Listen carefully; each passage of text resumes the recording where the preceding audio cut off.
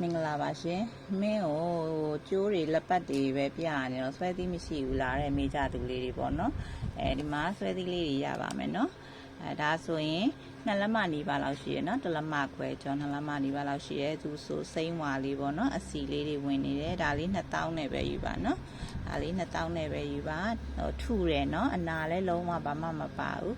ဒါလေးလည်း2000နဲ့ပဲယူပါနော်ပိုးချိုးလေးတက်ပြီးသားပါဒါလေးကအသေးလေးထဲမှာဆန်းပါတယ်ပေါ့နော်တစ်ခေါက်ကြီးဝင်နေတယ်တရွက်အခေါက်ကြီးဝင်နေတယ်အသေးဖောင်းလေးပေါ့နော်အသေးဖောင်းကာလာဆန်းလေးဒါလေးက3000နဲ့ယူပါနော်ဒါလေးက3000နဲ့ယူပါနောက်ဒါလေးကြတော့မြေကြီးရေနော်မြေကြီးရေသဲတွေပေါ့နော်သူဒီမှာသူဝင်နေရလေးကချစ်စရာလေးနော်ဒါလေးကကြတော့2500နဲ့ပဲယူပါ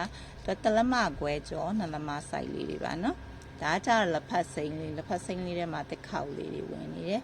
သူကမသိရင်ဟိုအသေးတစ်ချမ်းလိုလေးပေါ့နော်ဒါလေးကကြတော့3000ခွဲနဲ့ပဲယူပါဒါလေးကလည်းချစ်စရာလေးနော်စိမ်းဝါကာလာလေးပဲသူအဆန်ဟွာလေးပေါ့အစီလေးတွေလိုဝေနေတာပေါ့နော်ဒါလေးလည်း2000ခွဲနဲ့ပဲယူပါနော်ဒီဟာကြတော့လေအဲ့လိုပဲသူလည်း2လက်မနီးပါးစိုက်လေးတွေပါနော်ဟိုပိုးချိုးတက်ပြီးသားလေးတွေဒါလေးတွေ2500နဲ့ပဲယူပါထူလေးတွေနော်အနာလုံးဝမပါပါဘူးသူကကြတော့အစမ်းလေးလက်ဖက်စိမ်းထဲမှာသူကဟိုတိတ်ရွက်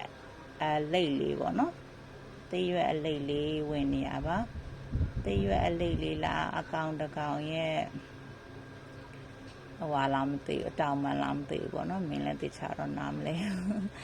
အားလေးကအစမ်းလေးဆိုတော့3000ခွဲနဲ့ပဲယူပါသူကဟွာလေးမဟုတ်လို့နော်လက်ဖက်စိမ်းလေးမဟုတ်လို့ပါဒါလေးတွေကပိုးချိုးတက်ပြီးသားလေးတွေရှိတယ်နော်ဒီပြင်အများကြီးရှိတယ်ဆွဲသီးတွေက